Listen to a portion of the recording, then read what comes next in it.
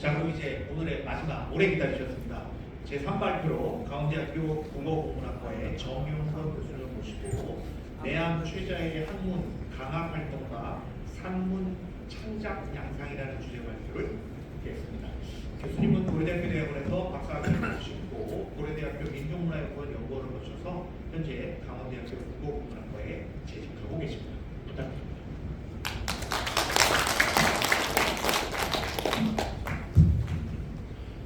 네, 안녕하십니까. 방금 소개받은 강원대학교 국어국문학 전공에서 공부하고 있는 정윤권이라고 합니다. 저 역시도 작년에 이 내암 선생 학습회에서 참석을 해가지고 발표를 했었는데요. 오늘도 이렇게 불러주셔가지고 두 번째 발표를 하게 되었습니다. 문중의 어르신분들께 감사의 말씀을 드립니다. 저는 오늘 내암 최자의 선생의 학문 강화 활동과 산문 창작 양상이라고 하는 제목으로 발표를 준비해 보았습니다. 즉 내암 선생님께서 춘천 일대에서 춘천을 중심으로 해서 어떠한 생애 행적을 보이셨고 또 이곳에서 어떤 학문 강화 활동을 보이셨는지 살펴보고 그리고 어떠한 이 산문 창작 활동을 하셨는지 그것을 간략하게 살펴보는 것을 오늘 말씀드릴 내용으로 하겠습니다. 네, 목차는 이렇게 구성했고요. 먼저 들어가면입니다. 그 19세기 말에서 20세기 초에 활동하셨던 이제 김영하라고 하는 분이 있습니다. 이분께서 이 수춘지라고 하는 말하자면 춘천 지리지를 한 편 작성하신 게 있는데요. 거기에 문예라고 하는 항목에 내암 최자의 선생을 이와 같이 기록해 두었습니다. 그것을 잠깐 읽어보면 이렇게 되어 있습니다. 내암 최자의 선생의 호는 내암이고 다른 호는 상담이다. 수성사람이다. 사람들이 문해, 글을 굉장히 잘 해가지고 글의 바다라는 뜻에서 문해라고 별명으로서 불렀고 책 보따리를 지고 따르는 자가 많았다.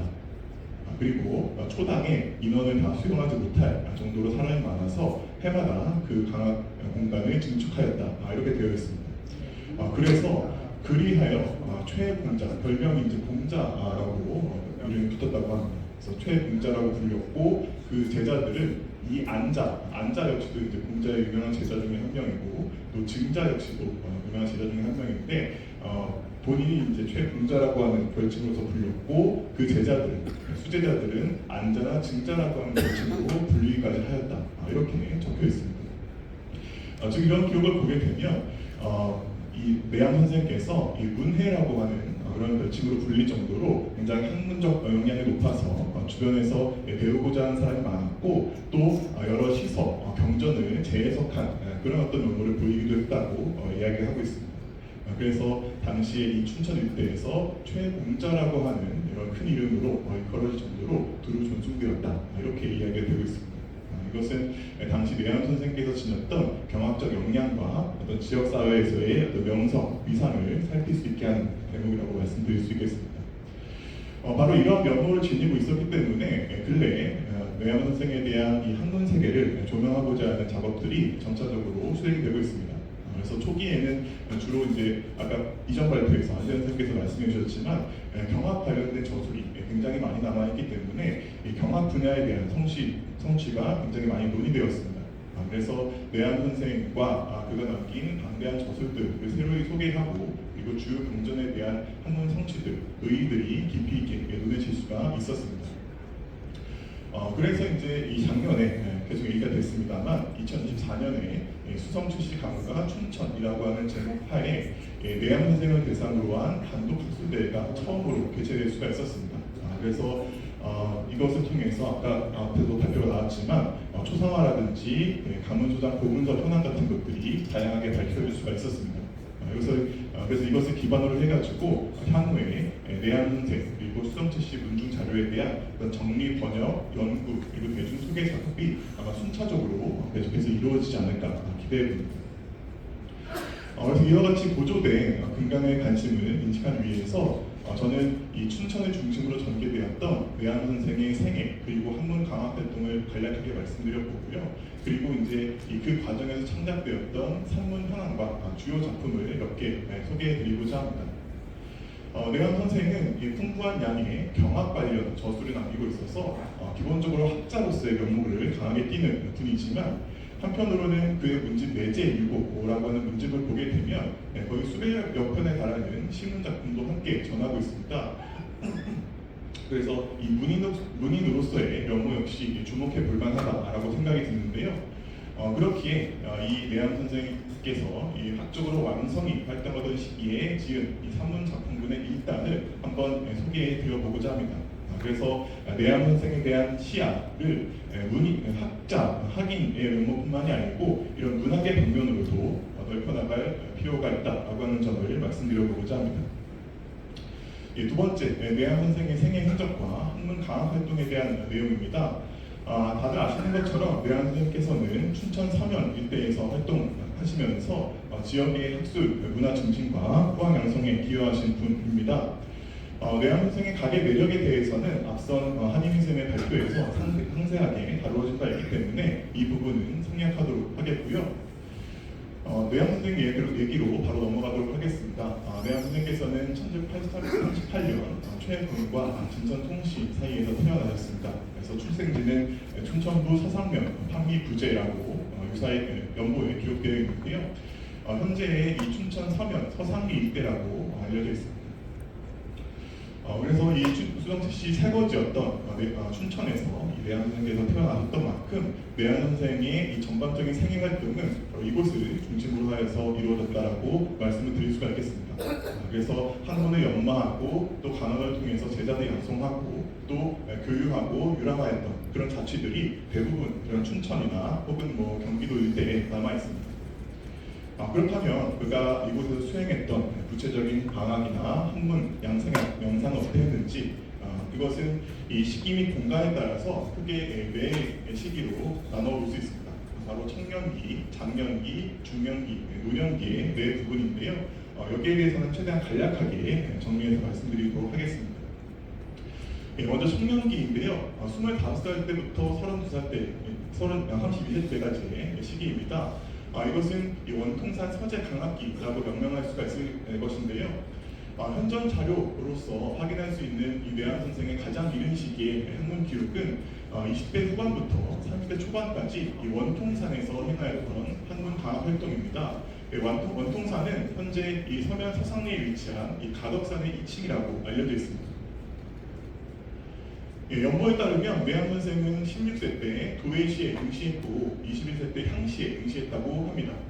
그리고 이후에 화천, 화엄동, 화엄사, 그리고 서울 등을 유람하면서 시위를 보내다가 25세 때 아까 얘기가 나왔던 미호 김원회 선생을 만나서 가르침을 듣고는 다시 춘천으로 돌아와서 학문에 전념하게 되었다고 합니다.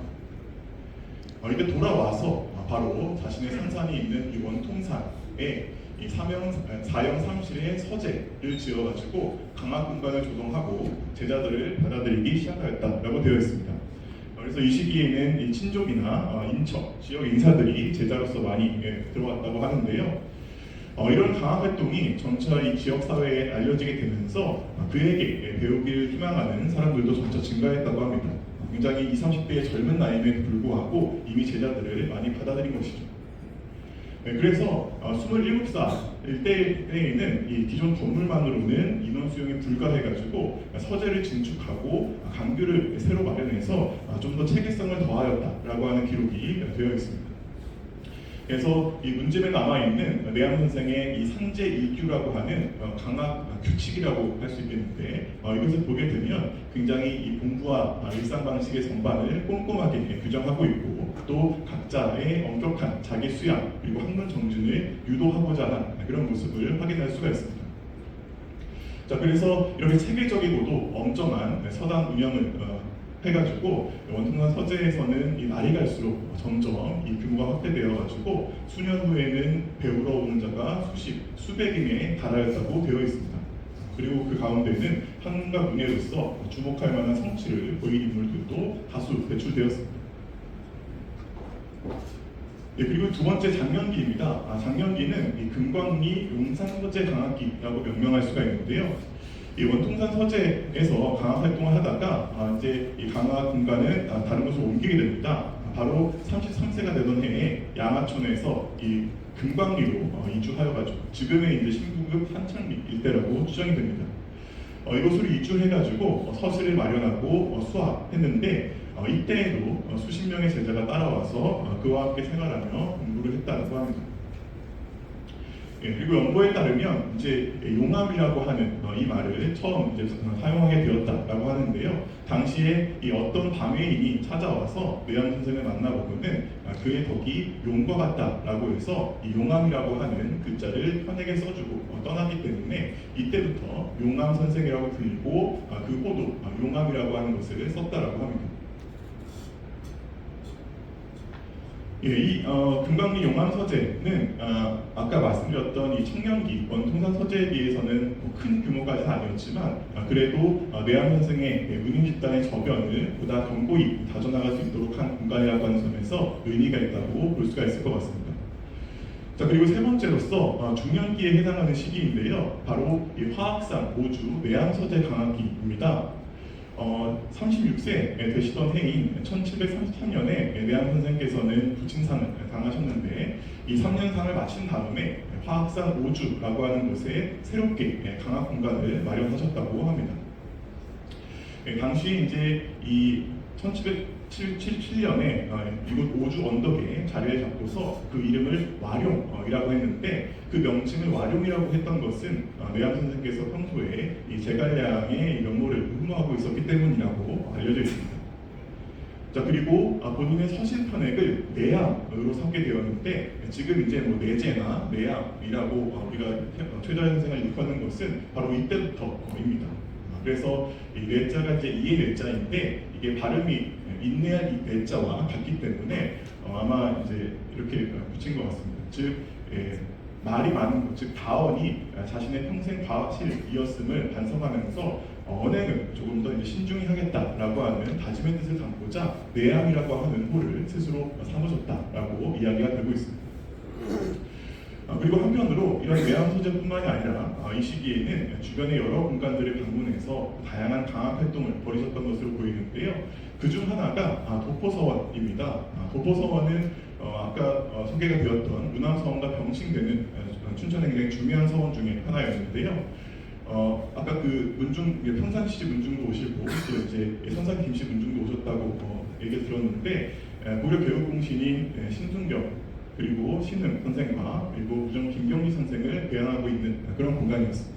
그래서 이곳도 방문하셔가지고 여러 차례 강한 활동을 펼치셨는데요. 45세 때 원주로 이주하기 전까지 이때의 강학 활동이 계속해서 이어져서 춘천 지역에서의 강학 범위가 한층 확대되었습니다. 네, 그리고 45세 때 말씀드렸던 것처럼 원주 지천으로 잠깐 이주하셨다가 경기도 양근으로 거처를 옮기시기도 합니다. 그러다가 48세가 되던 해에 모친상을 당하시게 됐는데 이것을 계기로 해서 다시 춘천으로 이주하시게 됩니다.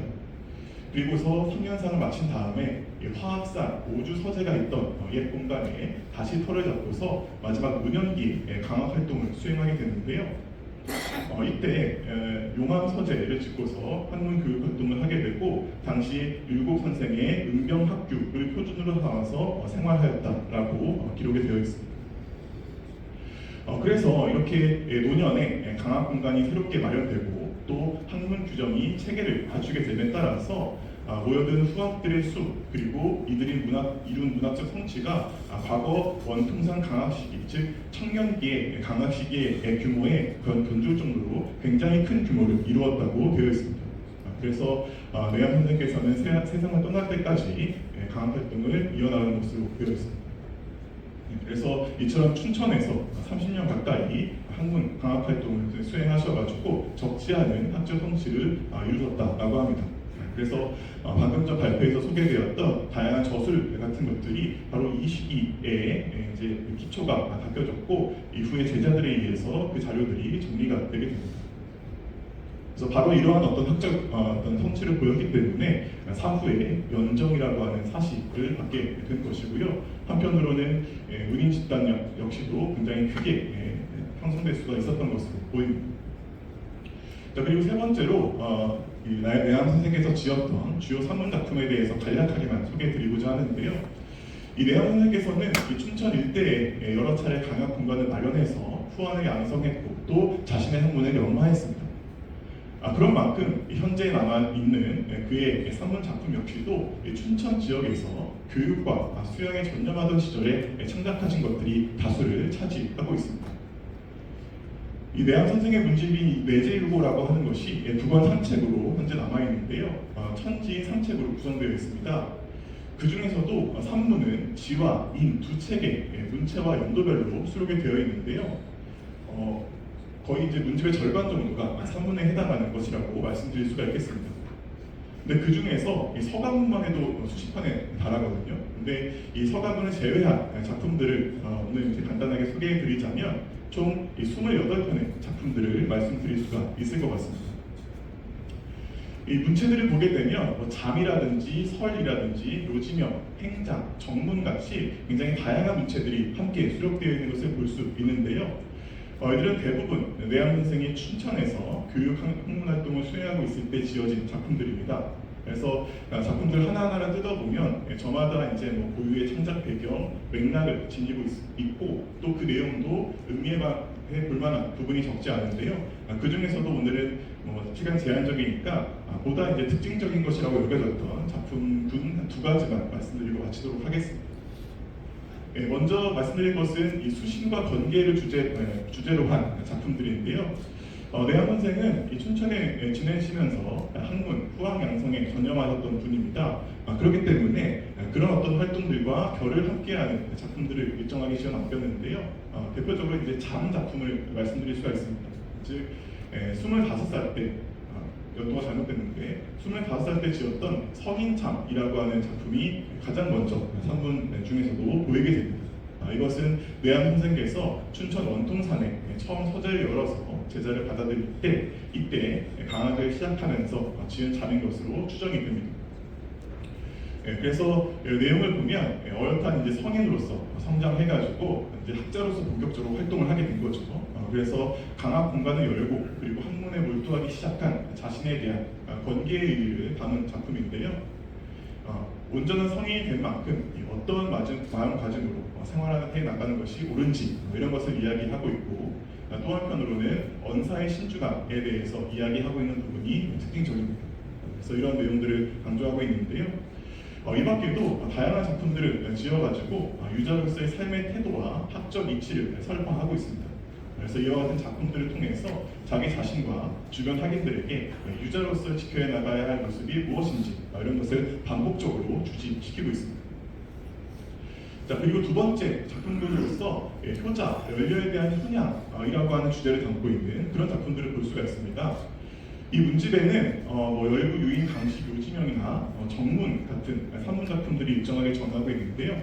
이것들은 공통적으로 지역에서 이 효자, 연료로 일컬어지던 분들의 행적을 세상에 알리기 위한 그런 의도에서 지은 작품들로 보입니다. 그래서 이러한 작품 찬투를 통해서 춘천 일대에도 유가적 교화가 충만해서 그러한 이념을 체행한 이들이 적지 않게 등장하였다라고 하는 점을 드러내 보이고자 하였습니다. 그 중에서 특별히 주목되는 것은 내암 선생께서 남긴 정문인데요.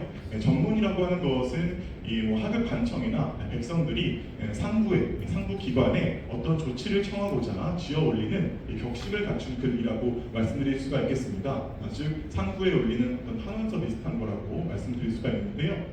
그러한 성격을 지니는 정문이 내암 선생의 문집에는 일정하게 발견이 됩니다.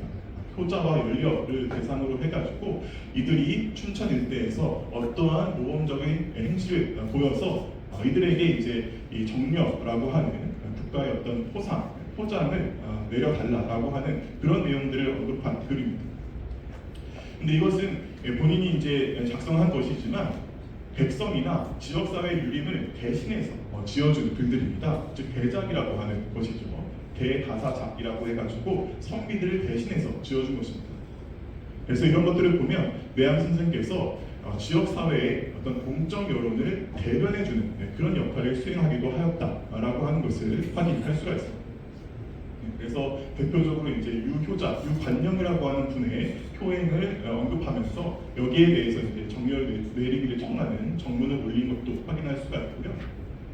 그 내용은 좀 길어가지고 발표 자료집에 있는 것을 읽어주면 감사하겠습니다.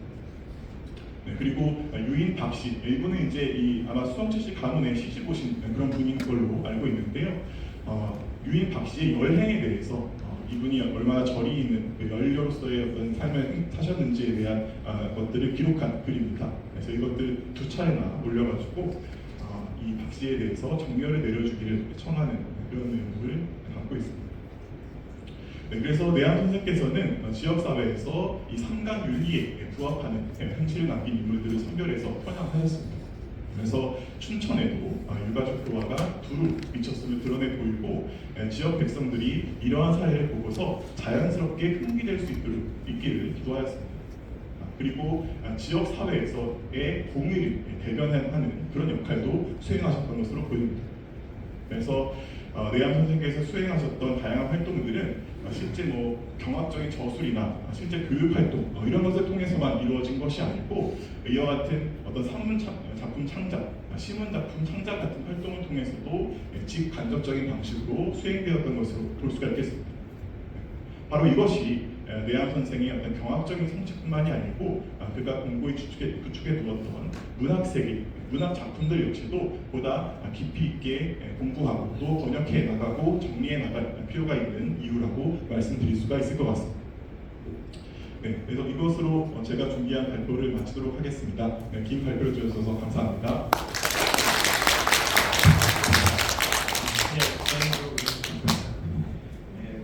발표자분들 이렇게 시간을 많이 못 드려서 죄송한데요.